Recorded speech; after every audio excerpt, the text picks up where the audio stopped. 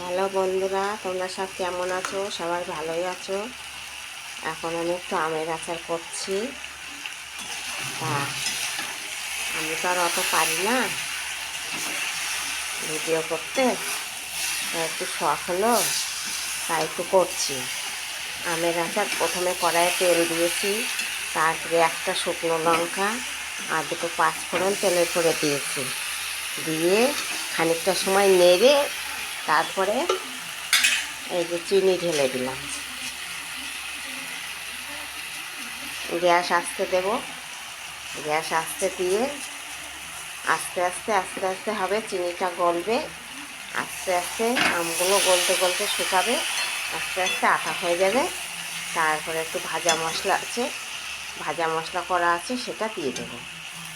দিলে তারপরে নামিয়ে রেখে আমি একটু রোদ্দুরে দিয়ে রাখি।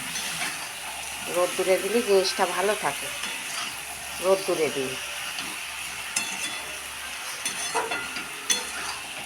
জিনিসটা অনেকদিন থাকবে রোদ্দুরে দিয়ে, রোদ্দুরে দেবো। তারপরে এটা কেমন হয়েছে জানি না, কোনটুকু হবে জানি না, দরকার লাগলে আরেকটু করতে হবে। হ্যাঁ, তাহলে আর কি বলবো, রাখছি। এই যে ফুটছে, চিনিটা গলছে আস্তে আস্তে, টাইম লাগবে, তাড়াতাড়ি করলে তো হবে না, এটা আস্তে আস্তে হবে। ঠিক আছে।